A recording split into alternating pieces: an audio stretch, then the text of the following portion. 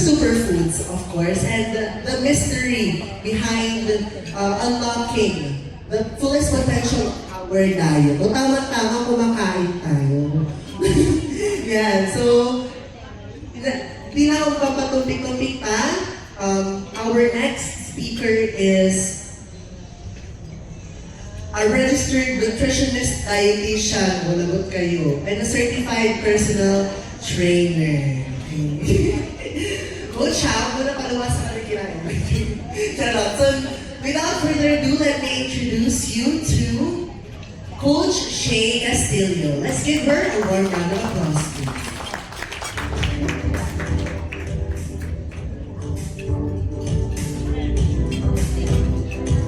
Hi everyone, good evening. So tamang-tama, nakakain na tayong lahat. So after this session, baka magdalawang isip kayo sa mga kinuha nyo sa buffet. Well, anyway, thank you again for Kuku Life for having me again for this discussion. And earlier today, a lot of good points have been discussed by Coach Dax and Coach Chance. So for now, our discussion will be about nutrition. So ang pinaka-misconception about nutrition is it is very complicated. And kailangan you have the money to actually have the right nutrition.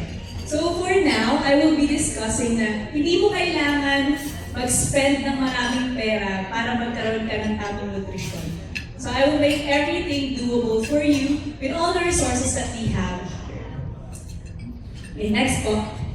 So actually, kanina si Coach Chance, he discussed about if you are having breakfast, if you eat fast food for lunch, or if you think rice is the enemy.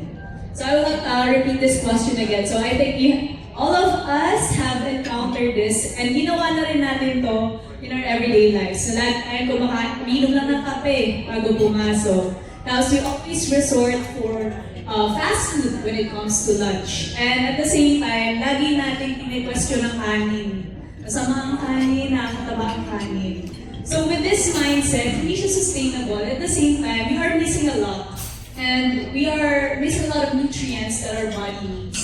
So for today, we will try to dive in on how to shift that mindset into more doable nutrition. Okay, next one. So why nutrition matters? Like what Coach Chance mentioned a while ago, heart health, diabetes prevention, and hypertension all leads to the food that you eat. So it always starts kung ano yung kinakain mo ngayon, kung anong kinakain mo everyday. Because these simple habits create something in our body. It nourishes or it does not nourish it. So kailangan maging mindful tayo with all of the things that we eat every day. So nutrition today means less medicine tomorrow. So ang pagkain na kinakain natin ay yung usual naman na laging ina-observe. Every time na nagpapacheck tayo ng dugo, pag mataas ang LDL, mataas ang HDL, mataas ang cholesterol, doon nakikita kung ano talaga yung kinakain nyo everyday. So lalo na pag FBS or HbA1c, ibig sabihin for the past 3 months, you've been eating a lot of sugar or high processed foods. So doon lagi na re-resort. Ano bang kinakain nyo everyday? Yung mataas ang uric acid mo, kailan? Okay, next one. So here are some nutrition essentials. So I will not really go technical about this, but this is a good thing to know every time you eat. So there are 2 nutrition essentials, which is the macronutrients and the micronutrients. Macronutrients is the main nutrients found in food and maintain our body structure and function. So macronutrients meaning ayun yung mas malaking nutrient na nakuha natin sa pagkain. Those are carbohydrates, protein, and fat. For micronutrients, they are essential nutrients, which means that we cannot make them in our body, and so we must get them from our diet. These are the vitamins and minerals also found in food. Okay, next one. So here are the macronutrients. Ito yung lagi nating sinesearch, ito yung lagi natin nakikita when it comes to nutrition facts. Carbohydrates, protein, and fat. So for carbohydrates, we have ito yung lagi nating naririnig na masamang carbs. So guys, there are two types of carbs. One is simple carbs, and second is complex carbs. So ang simple carbohydrates, this is the carbohydrates that gives us quick energy. So ito yung white bread, white rice, pasta, and then ang complex carbohydrates, these are vegetables. So ito yung fruits and vegetables, and it is called complex. It differs because it has fiber. So within the two, kaya siya simple kasi mas mabilis niyang nabibigyan ng energy yung katawan natin. Di ba every time na nahihilo tayo, parang gusto natin ng candy. So that instant sugar gives us that quick fuel. With complex carbs naman, every time we eat vegetables, we always feel full, or every time hindi natin naubos agad kasi gusto na tayo meron siyang fiber. So ayun yung two types of carbohydrates. Ang pinagkaiba lang, we need to use these carbohydrates strategically. Kasi ang simple carbs, they still gives us energy. At the same time, ang complex carbs naman, when it comes to weight management, it actually helps us feel full at wala din siya masyadong calories. Next is protein. So they play a vital role in the growth, repair, and maintenance of tissues, including muscles, skin, and organs. So these are the eggs, milk, chicken, fish, and even beans. For fat, it helps us give body energy, protects our organs, supports cell growth. So with protein and fat, these are really needed in our body, especially for fat. Hindi naman porket fat katawan natin is actually, we do have fats, but we also need to get healthy fats from different foods kasi they transport nutrients in our body. So ay pinatawag natin fat-soluble vitamins. So we also need fat in our diet. Next po. Micronutrients. So these are the vitamins and minerals. Vitamins are essential nutrients that mainly come from foods. So each perform roles in the body, and deficiencies of different vitamins can harm health in different ways. Ang mahirap kasi sa vitamins, kailangan marami kang variety of food na kinakain. Pansin nyo every time na you know someone who's a picky eater and doesn't eat much of veggies, they are deficient in a lot of nutrients. And some of them actually resort to supplements. Hindi ko naman inaan ng supplements. Mahirap lang na lahat ng supplements, lahat ng vitamins is tinitake nyo lahat ng capsule form. Parang hirap na inumin yun everyday, di ba? So ang pinaka-good way and realistic way is to eat a lot of variety of foods para makakuha nyo pa rin yung vitamins na kailangan nyo for the day. And minerals, they are vital components of the food, and they help with things like bone health, hydration, nerve function, and muscle performance. So for this one, this was mentioned by Coach Tax a while ago. This is the zinc, magnesium, potassium, and calcium. So this actually helps when it comes to hydration. So lahat naman ng sports drink na ininom nyo, meron siyang sources of these minerals. At the same time, they are also present in green leafy vegetables. Pero mas easier lang siya to take when it comes to drinks. Kasi nandun na lahat ng kailangan ng minerals for hydration. Okay, next po. Okay, so for now, the balanced diet, since everyone ate, this is a good topic on yung kinain nyo ba balance or tunay. So a balanced diet contains an adequate amount of all the nutrients required by the body to grow, remain healthy, and be disease-free. So from the macronutrients and micronutrients, dapat lahat yon ay present sa food na kinakain natin. Okay, next po. Yeah, so ang easiest way, based from FNRI, Health Institute, they actually make a healthy plate para hindi yung mga tao hindi sanay mag-count ng calories or they feel it is very tasky for them to do. They actually develop different plates from different ages. So for this one, this is for adults, 19 to 59 years old. Pinakamaganda naman sa pagkain ng Pinoy is lahat ng vegetables at protein nasa isang putahe na. So within this one, may magandang portion na siya ng meat, vegetables, and also fruit. And then 8 glasses of water a day. So, itong plate ba na to na-achieve you today? Or more than that? Diba? Okay, next one. Yeah. So, portion control. The amount of food you consume during a single serving or meal. So, this is another good tip for you to do when you eat out, or kapag may pakain sa office, or a lot of events that will be happening sooner or later on. This will be a good way to actually know na maging aware tayo sa food na kinakain natin. Okay, next. Yeah, so I will make things easier for you if you don't want to count calories. The tool that you need to use is your hand. So this portion control, by using your hand, this will actually help you to be aware of your portion sizes. So for protein, ang palm po, this is a good measurement of protein. Per meal po to hindi po to for the whole day. This is per meal. For vegetables is a fist. For carbs is a cup hand. And from fat is a thumb. So, tingnan niyo yung kinain nyo kanina, naalala niyo ba? Dapat na pinapicturean ko. Kung ganyan ba yung nakuha niyo portions for your whole meal for dinner. Yeah. So for women, usually one serving of each, but for men, there are more like 2 palms, 2 fists, 2 cup hand, and 2 thumbs. So this is actually really helpful for you when you eat out. Para hindi ka na yung nagtitimbang. Kasi sometimes people do that. It's kind of, parang maglalabas ka ng food scale and then trying to measure everything out. So this is a good estimate every time you eat. So it adjusts portions according to how frequently you eat, how size caloric needs that you actually eat for the day, and how active you are. So this is a good estimate, but you can always adjust kasi not all people have the same activities. So ano lang to, magandang estimate lang every time. Next one.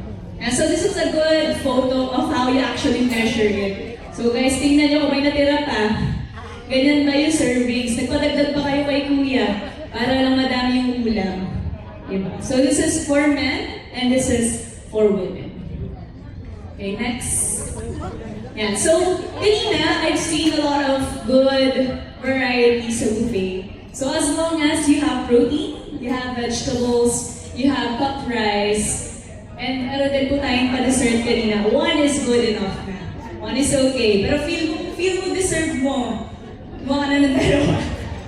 Para lang balance. Pero yes, the more na colorful yung plate mo, the more vitamins and minerals you have for the day. So this is a good healthy plate from Ajinomoto. They actually create all of these things para makita ng Pinoy on how to portion their meals. So ang maganda dito, may vegetables na, may protein. Ang dessert usually kasi, ang healthiest dessert that you can always choose is a fruit. Kahit na mataas po ang sugar ng fruit, at least it is natural sugars instead of refined sugars. Pero at the same time, if you are diabetic, meron po tayong tinatawag na glycemic index. So yun po yung may mga fruits na sobrang taas na sugar. Siyempre kailangan nyo avoid yun and choose the ones that are more lower than sugar and more water-based when it comes to fruits. Like yung melon, or watermelon, or pear, or apple. Okay, next one. Yeah. So this is a photo of the quality of food that we eat. So every time we eat a fast food, if we order a large fries, a burger, and a drink or like a float or something, it already is equal to 1,500 calories. But on the other side, if you try to prep your meals and choose full quality foods that has vitamins and minerals and protein and healthy fats, that's already 1,500 calories. Seeing this picture, minsan itong nasa one meal na to, hindi siya enough for the day. So you only eat that for lunch. And then you eat more for dinner again. Kasi wala siyang vitamins and minerals and our body craves for that.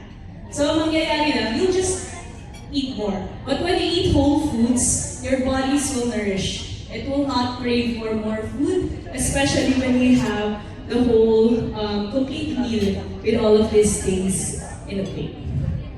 Next one. Weight management that lasts. So, ang crash diet, usually ito yung mga recent na marami kasing fad diets tayong ginagawa. Yung marami natin napapanood sa YouTube, sa TikTok, that they have tried this, they did fasting, they did keto. Ang pinaka-common denominator in all of these crash diets is you just eat less. Kasi when you eat less, you lose weight eh. Di ba parang pag no rice, tapos puro gulay, ang ginagawa mo is nag-eliminate ka ng food group doon sa meal mo. Which is not good. Kasi when you try to eliminate things every time you eat, ang tendency nun is you're lacking all of the vitamins and minerals that you need in your body. So, once you crash diet, manghihina ka, tapos at the same time, your health is declining. And it is not sustainable for a long time. So, it may result to weight loss, pero kunyari, mga 1 month lang you lost a lot of weight, you can gain it all back in a short amount of time. Kasi, hindi siya sustainable eh. Parang hindi mo naman kayang mag-going 1 meal a day for the rest of your life. So try to think of it that what can you do for the rest of your life that you will feel healthy, at the same time, you can still lose weight. Okay, for balanced meals, with this, since like what I mentioned ago, having a different variety of foods gives you the vitamins and minerals you need for your body. Next one. Yeah. So rice is not the enemy. So actually, as a Filipino, we all love rice. As an Asian. So, ang mahirap talaga tanggalin sa atin is kanin. Pero, may tao pa rin na they try to swap that for another source of carbs. So, mga potato or vegetables. So, that's okay. Kasi sometimes, may risk din sila na nag-elevate yung sugar and kailangan nilang i-monitor yung rice intake. Pero for me, as a rice lover, I always try to make sure na I portion rice. Kasi ang hirap naman tanggalin talaga yung rice sa diet natin. And it still gives you fuel and energy for the rest of the day. Next one. Yeah. So portion and balance, having again all of the different types of food in your plate is a good balance in your meals. Next one. Yeah. So actually, this is a good diagram of what people do in a week when they try to eat healthy. Di ba may time na parang nag-meal plan kayo the whole week or may delivery kayo for the whole week. Ang pagdating ng weekend, nagiging pizza, nagiging alak, nagiging donuts. So ano nangyayari? Everything that you lost for the week, you just gain for the whole weekend. So may tinatawag tayong cheat day. Lagi akong tinatanong, Coach, pwede ba ako mag-cheat day? Di po uso yung cheat day. Kasi ang cheat day, you can actually gain everything that you lost for the whole week. Meron po tayong cheat meal. Pero ang cheat meal, hindi ka talaga yung mag-binge na gusto mong kainin, lahat-lahat. Try to just insert the food that you want. Medyo yung amounts niya is higher, what you usually need. Pero huwag nang gawin talaga cheat day. Just cheat meal. Para lang siyang deserve ko to kasi I've been very disciplined and very healthy for the rest of the week, but don't do it for the whole weekend. Next one. So this is actually what a good eating in moderation looks like. For some of my clients, this works.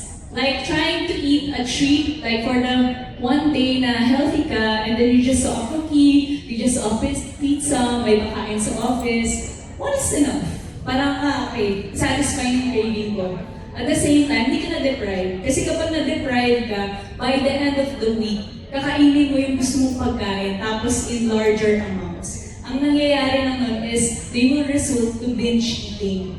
And it will just repeat itself every time. Have you tried that? Yung parang kumain ka ng breakfast and lunch, very healthy, salad, ganyan. Pagdating ng dinner, fast food, nag-chips, nag-pancit canton, nag-egg. So, ang nangyari lang is, it's just going to be a cycle.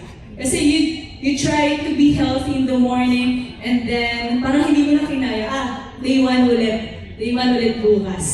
Parang ganun. So try to be smart about it, and you can satisfy your cravings without going too overboard when it comes to these food items. Next. Yeah, so this is the 3H rule. Every time you eat, if this is what you did a while ago while you're choosing your meals, kanina sa buffet, half plate veggies, more fiber, and more nutrients. So another trivia, ang green leafy vegetables, kahit 1 cup pa yan, hindi yan naabot ng 16 to 20 calories. Kasi ang vegetables, very nutrient dense siya, hindi siya calorie dense. Kahit gaano pa kadaming kainin mong gulay, hindi ka tatabak doon. Kasi meron, mababa lang po sa calories ang green leafy vegetables.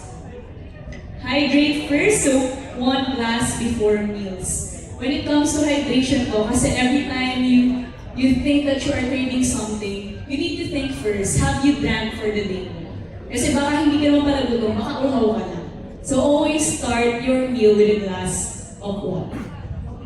Have protein every meal, so like eggs, tofu, chicken, and fish. So protein is a very good source to actually build our muscles, and at the same time, it's very filling. So mas maganda rin na may protein at fiber ka when it comes to your meals. Next one.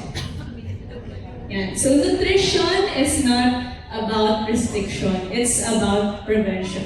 So always be mindful of your meals, and at the same time, do not restrict yourself so much. Kasi feeling ko, naranasan na natin ito lahat na may time na nag-diet tayo but it didn't work. It always results to binge eating, going back to our usual food habits.